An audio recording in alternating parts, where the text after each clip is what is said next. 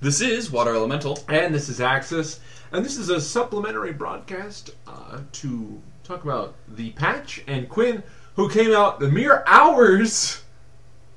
And like by hours, I mean like 12 hours. I feel uncomfortable. This isn't Thursday, and this isn't our normal recording time. We're putting this out for you guys. We're going to talk about the patch and the Quinn and the Valor and the Holy Spirit forever and ever. But yeah, those came out today. And we're going to talk about it a little bit. The first thing, the big thing, was the patch. They nerfed Amumu, Darius, Garen, Hecarim, Tarek. No, actually changed Tarek just a little bit. Nerf. It's all nerfs. Riven. I believe they also nerfed Kale. They nerfed a lot of people. This is a big patch of nerfs, as well as a couple of rebalances and some tweaks. A couple of unexpected things. Garen nerfs. No one was really expecting that. He's not really... He had just sort of become viable, and they just beat him back down to the ground, even though characters like Vi and Elise are still things. Scary. But Garen had to get knocked down, I guess. Better nerf Garen. Exactly. They did a couple of item changes, mostly regarding Bilgewater Cutlass and Blade of the Ruin King. These are, of course, reflective of what they want the items to be, which is items that are specifically tuned around doing certain things. So I think these are overall good changes. I think some of the nerfs were unnecessary. Definitely the Garen one. That's like the big one. I know we keep mentioning. Yeah, I mean, they nerfed Zen, which was obvious that was going to happen.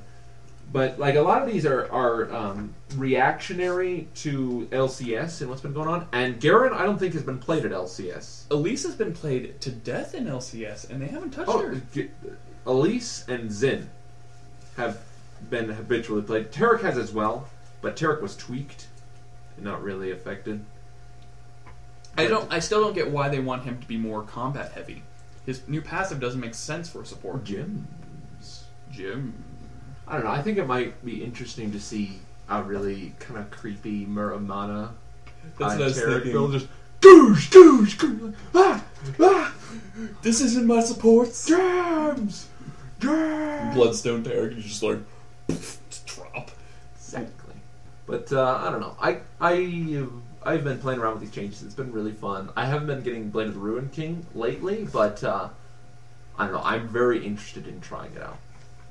The other big thing that came was, of course, Quinn. Quinn finally launched. She didn't launch with the patch, but they waited a little bit before dropping her. She's out now. Yeah, it was like when I went to work about noon today, she wasn't in game, and then all of a sudden I get back home, and everybody's like, Quinn's on! And the rank queues are down. Exactly. She breaks everything. But I have been playing Quinn a little bit. She's a lot of fun. I don't like the AD carry role in particular. It's not my favorite role to play. I do play it, but it's not my favorite. But from what I've been playing with her, what I've been doing, I actually have really enjoyed her. She's got a very unique style in the way that you engage and poke. She doesn't feel like more other AD carries, does she? Not at all.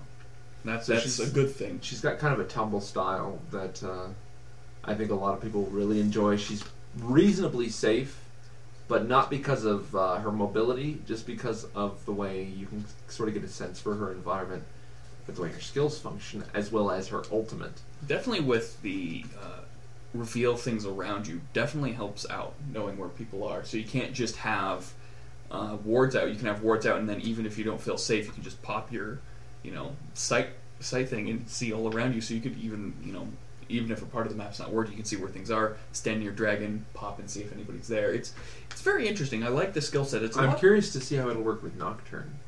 Darkness. I can see you. What was it that I said? No, it's Kog'Maw's ult that lets you see through Nocturne's ult. No, nice. So I'm just like, yeah, that'd be interesting. Darkness. Nope. Bird. Oh. He approaches and all of a sudden Nocturne approaches, you give him the bird. That's what this champion is telling us to do. The way her gameplay works is very cool. Her passive is way stronger than I thought it was going to be. It's such an interesting passive because it just keeps kind of like ticking. It's not like one where you have to deal damage to him. No, it's like, okay, this is the target you're going to hit. Okay, we're going to give that debuff to it. Yeah, it incentivizes a lot of things. And the one thing that I thought, I was really excited when I was playing around with it, I was like, can this crit? The bonus damage from Harrier does not be affected by critical hits.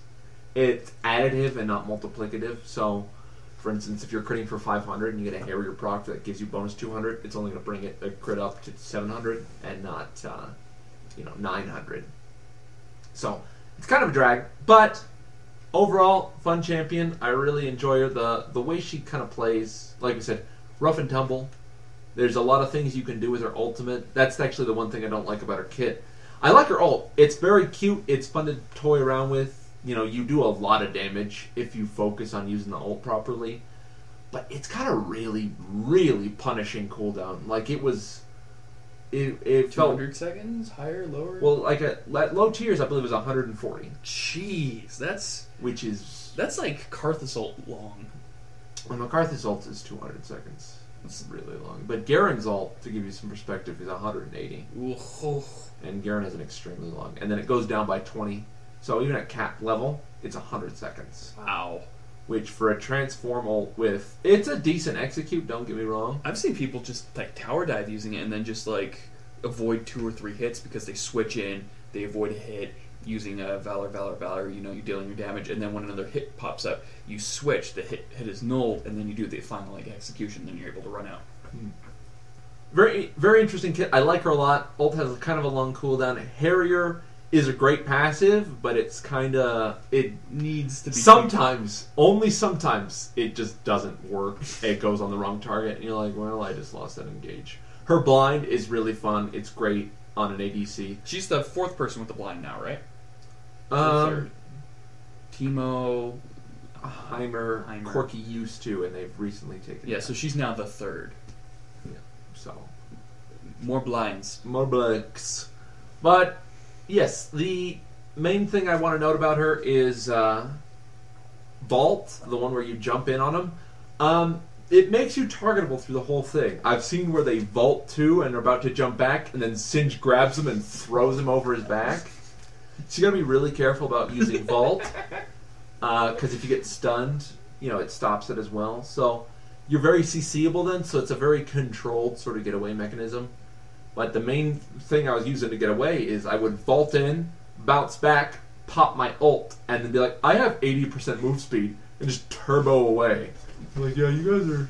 See you later. Do you see... I know Freak talked about it in Champion Spotlight. Do you feel that you can tell the difference, like, if you vault in to chase someone as opposed to vault in to get away? I still wish when you're vaulting to chase, you got a little bit closer. But, yeah, you do move based on the distance you are from them. You can see, not only in the tooltip, when you mouse over them to use the ability, you see where you're going to land. And it's a little bit... the bar goes out further the closer you are to them. So, it's cool like that. That's pretty interesting, because that was one thing I was wondering. It's like, can you feel it, or is that just some bullshit that they were talking about? Oh, yeah. No, it's totally there. Alright, so what do you give her? I'm going to go ahead and give her an 8 out of 10. I really enjoy her sort of alternative AD carry style, because sure, she has a steroid, but it's not an on-demand steroid. Sure, she has a gap closer and a way to make distance, but it's not a traditional style. Sure, she has a transform, but it's not a Nidalee, bounce back. By the way, Nidalee nerfs. It's awesome. Makes me so happy. I know, I'm so glad about it. And the way her Sky Strike works, it really sort of encourages you to play around with the Eagle form rather than just using it as a one and done.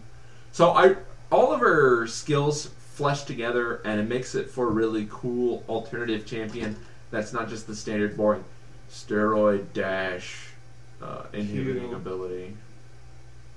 It's a drag. But she's fun. I like it. A very different style. 8 out of 10.